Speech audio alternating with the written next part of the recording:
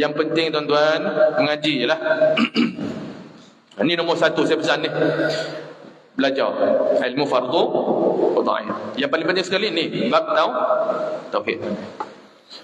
Tuan-tuan ingat kita ilmu fardu wa ta'in ada berapa? Selalu kita sebut apa-apa? Tiga. Tauhid, fiqh, tasawuf. Tauhid adalah satu ilmu yang menentukan untung rugi kita di akhirat. Ilmu tauhid ni. Maksud siapa yang tak lepas ilmu tauhid, rugi serugi-rugi dia akhirat. Maknanya ilmu tauhid ni nak menentukan untung ke rugi kita di akhirat. Maksud untung tu syurga, rugi tu neraka. Senang cerita, ilmu tauhid ni menentukan kita syurga ke neraka. Ilmu fiqh dengan ilmu tasawuf, fiqh dengan tasawuf ni menentukan darjat kita di syurga besok. Ilmu fiqh dengan ilmu tasawuf menentukan martabat darjat kita di syurga. Itu tasawuf. Sebab tasawuf ni kan cerita bab bersih hati, ikhlas. Itu menentukan martabat darjat kita di syurga. Tapi yang paling penting tauhid. Tauhid ni menentukan apa? Menentukan iman sah atau tidak. Kalau pegang akidah sekarang ni dah, walaupun dia sembahyang tak tinggal, baca Fatihah betul, puasa sunat ada, sedekah banyak, tapi akidah, dia pergi pegang akidah apa? Akidah Tuhan duduk di langit. Akidah Wahabi. Masa habis tak guna sembahyang kita apa semua. Sebab tu kata ulama, ilmu tauhid ni adalah ilmu yang menentukan untung rugi kita di akhirat. Untung nisbah syurga, rugi nisbah neraka.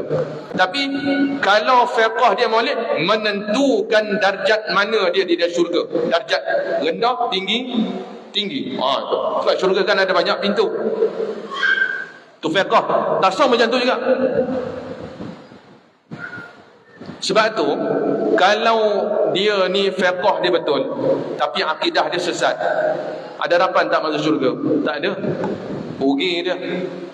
Sebab tu ilmu tauhid ni macam mana pun sangat-sangat wajib dan penting untuk kita belajar dulu.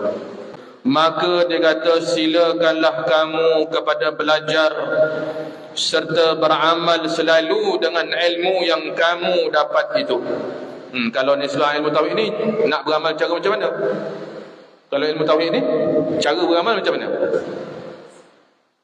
Kalau tuan-tuan belajar fiqh kan, belajar bab sembahyang, macam ni rupa angkat takbir, macam ni baca Fatihah begini, cara rukuk yang sudah begini, ustaz fiqh aja.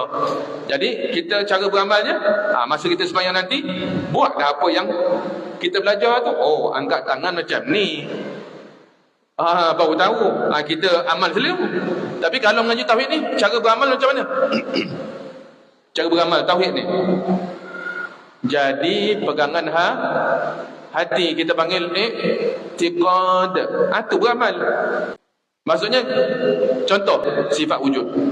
Jadi bila tuan-tuan belajar sifat wujud tu, apa dia punya maksud wujud tu, lepas tu apa huraian dia, bila tuan-tuan dah faham, pegang dalam hati, maka itulah beramal. Maksudnya bila dah faham saja, duduk dalam hati, jadi i'tiqad, maksudnya itu beramal lah tu.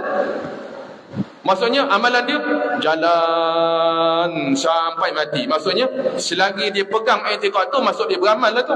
Maksudnya dia beramal, dia pegang Allah Ta'ala wujud. Wujud Allah, wujud apa? Maksud wujud tu wujud macam mana? Kan? Jadi bila faham begitu, dia pegang dalam hati, kecap dalam hati, dia pegang tak berubah, maksudnya beramal lah tu. Habis sifat wujud, sifat qidam pula. Apa makna qidam? Qidam ni apa dia? Apa maksud dia? Dalilnya apa? Faham? Pegang Tuhan bersifat dengan qidam. Mana bila kita pegang tu dia panggil beramal lah tu. Selagi kita tak berubah, selagi itulah kita duduk pegang, makna bila kita duduk dalam hati itu dia panggil beramal lah tu. Dengan pegangan sifat wajib bagi Allah. Itu dia.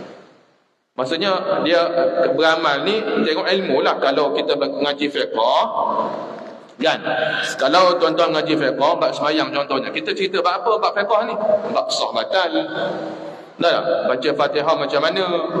Lepas tu cara rukuk sebenar macam mana? Cara sujud macam mana? Tu semua fi'li, qawli. Beramal dengan cara kena buat. Tapi beramal ilmu tauhid ni faham, pegang dalam hati. Tu masuk beramal lah tu. Kalau tasawuf pula, ikhlas begini-begini, kita pun buat. Iaitu pelakuan hati. Ni riya, ni ikhlas. Faham itu benda dalam hati juga. Gitulah. Gitu.